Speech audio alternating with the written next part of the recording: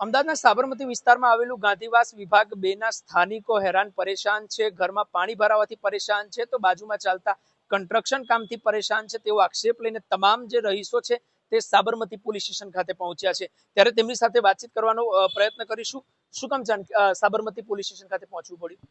સાહેબ, આજે કાલ રાત્રે જે 1:30 વાગે વરસાદ પડ્યો છે એની અંદર અહીંયા સ્થાનિક જે રહે છે કાળકાનગરમાં, એ લોકોના ઘરોમાં કેળ સમાણા કરતાં ઉપર સુધીનું પાણી ભરાઈ ગયું છે અને એ લોકોનો જાનમાલ નુકસાન થયું છે. બહુ બધું ઇલેક્ટ્રિક ગેજેટો બગડ્યા છે.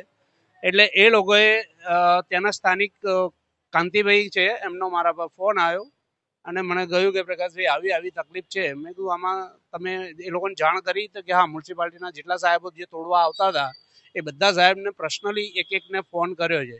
પણ હવે એમ કહે છે આ પાણીનું અમારામ નથી આવતું અને આ પાણી વર્ષો જૂનું જતું હતું એ પાણીની જવાની જગ્યામાં આ લોકોએ પુરાણ કરી દીધા છે.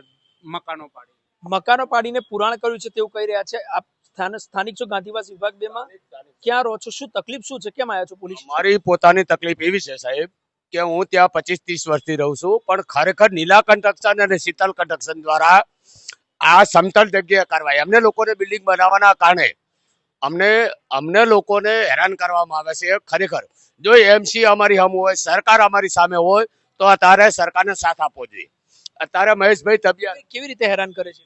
પાણીનું બંધ કરીને અમને ખરેખર કેળ સમાણા પાણી ભરે છે. મારા નાના નાના બાળકો છે, કઈ રીતે લઈને બહાર નીકળવું? મહેશભાઈ તબિયાર ક્લાસ 1 ઓફિસર એસ્ટેટ ખાતાના, એમને કોલ કરવામાં આવ્યો તો એ લોકો એમ બોલે છે કે અમારો વિષય નહીં, કમિશનરને મળો. તલાટીને મળ્યા તો તલાટી એમ બોલે કે અમારો વિષય નહીં. મામલતદારને વાત કરી કે અમારો વિષય નહીં. તો કોણ જવાબદાર? અમારા માટે કોણ જવાબદાર સાહેબ? પોલીસ સ્ટેશનમાં આવ્યા તો પોલીસ સ્ટેશન કોઈ ફરિયાદ લેતું નથી તમારી સામે. શું કામ ફરિયાદ?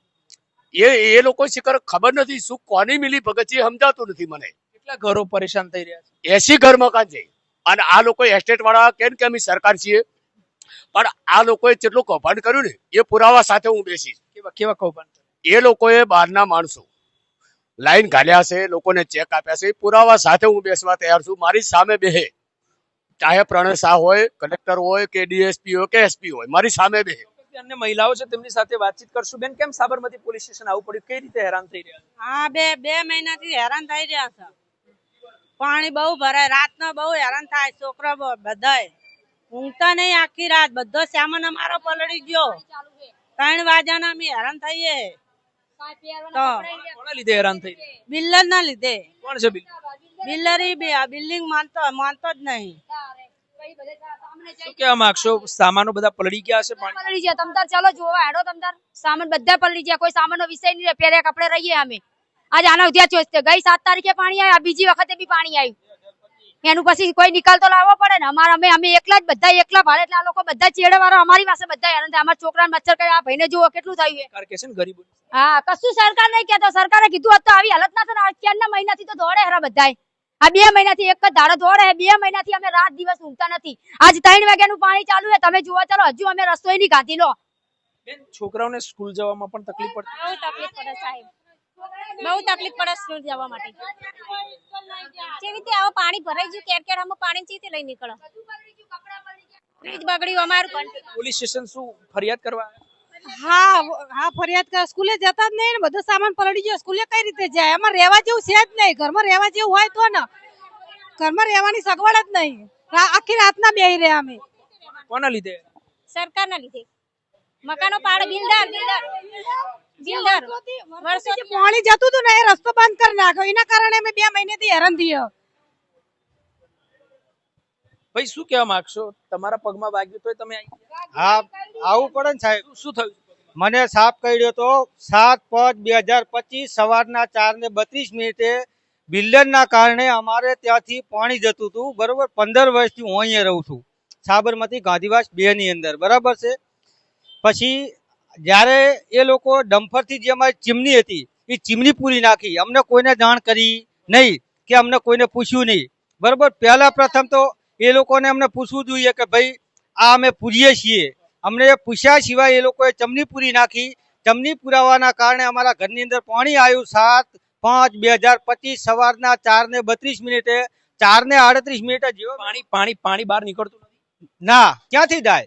જે અમારો પાણી જવાનો રસ્તો છે એ જ એ લોકોએ બંધ કરી નાખ્યો છે, બરોબર છે. પછી કોણે બંધ કર્યું? બિલ્ડરે, શું નામ? જયરામભાઈ રબારી, બીજું કોણ? બીજું પેલા અમીરભાઈ, બરોબર. પોલીસ સ્ટેશન આવ્યા છો ફરિયાદ કરવા? આ ફરિયાદ કરવા પોલીસ વાળા એમ કહે છે કે અમે એફઆઈઆર નહીં લખીએ, એટલે શા માટે નથી લખતા એ તમે પૂછ્યું અંદર સામે? હા પૂછ્યું, તમને કઈ જવાબ નહીં આપતા, એવું કહે છે પીએસ આવશે ત્યારે જવાબ ત્યારે એફઆઈઆર લખશે. અરજી કરી? અરે અરજી કરવા માટે જ આવ્યા છીએ અમે, અહીંયા 11 વાગ્યાના અહીં આવ્યા છીએ, અમને કોઈ સંતોષકારક જવાબ મળતો નથી. બિલ્ડર પાસે જઈએ છીએ તો કે મ્યુનિસિપાલિટી પાસે જાઓ, મ્યુનિસિપાલિટી પાસે જઈએ છીએ તો કે બિલ્ડર પાસે જાઓ. અમે કંટાળીને અહીંયા પોલીસ સ્ટેશન આવ્યા છે તો પોલીસ સ્ટેશન અમારો કોઈ જ વાત સાંભળવા તૈયાર નથી. ચોક્કસથી પોલીસ નથી સાંભળી રહી તેવું ભાઈ કહી રહ્યા છે. તમે કેમ તમે બી હેરાન પરેશાન? સાહેબ મને નહીં આવડતું સાહેબ. ચોક્કસથી તો આ તમામ છે ગાંધીવાસ વિભાગ 2 ના તમામ લોકો છે. તમામ લોકો ખાસ કરીને સાબરમતી પોલીસ સ્ટેશન ખાતે પહોંચ્યા છે. પોલીસ ફરિયાદ નથી લેતી તેવું તે કહી રહ્યા છે. ફરિયાદ કેમ નથી લેતી તે તો ચોક્કસથી તપાસનો વિષય છે. બિલ્ડરના કારણે ઘરમાં પાણી ભરાયું હોય તેવું ચોક્કસથી તે કહી રહ્યા છે. ગઈકાલે મોડી રાત્રે સ્વાભાવિક છે કે વરસાદ પડ્યો હતો. વરસાદના કારણે તમામ લોકોના ઘરમાં પાણી ભરાતા નજરે પડ્યા હતા. ત્યારે સાબરમતી વિસ્તારના ગાંધીવાસ વિભાગ 2 ખાતે પણ પાણી ભરાયા હતા. બિલ્ડર એવું કહી રહ્યો છે કે કોર્પોરેશન પાસે જાઓ તો કોર્પોરેશન કહી રહ્યું છે કે પોલીસ પાસે જાઓ. તમામ પ્રકારના આક્ષેપો સ્થાનિકો કરી રહ્યા છે.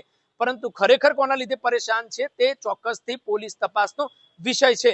શું પોલીસ આની અંદર કોઈ પ્રકારની કાર્યવાહી કરશે કે પછી કોર્પોરેશન ઉપર ઢોળવામાં આવશે અને કોર્પોરેશન અન્ય કોઈ વ્યક્તિ પર ઢોળશે?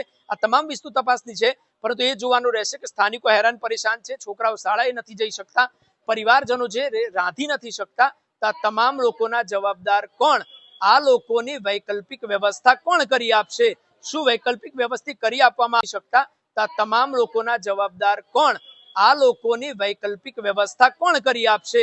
શું વૈકલ્પિક વ્યવસ્થિત કરી આપવામાં આવશે અથવા ઇસકી ટોપી ઉસકે સર તે પ્રકારની બહાનું કરવામાં આવશે? તે તમામ લોકો ઉપર આ તે આક્ષેપ છે તે તમામ વસ્તુ તપાસનો છે. તમામ લોકો સ્થાનિક સાબરમતી પોલીસ સ્ટેશન ખાતે પહોંચ્યા છે. હવે જોવાનો વિષય રહેશે કે કયા પ્રકારની કાર્યવાહી આગળ થાય છે અને કાર્યવાહી થશે કે નહીં તે પણ જોવાનો વિષય રહેશે. કારણ કે ઘણા એવા બનાવો બનતા હોય છે જેમાં માત્ર ઢોળવાનું કામ કરવામાં આવતું હોય છે અને કાર્યવાહીના નામે માત્ર શૂન્ય. હાલાકી પોલીસ પોતાની કાર્યવાહી કરવાની કોશિશ પણ કરતી હોય છે, પણ ઉપર કોનો હાથ તે પણ સ્વાભાવિક વિષય છે. કેમેરા પર્સન સાથે પ્રેમ ચોબે, સમય રિપોર્ટ્સ, અમદાવાદ.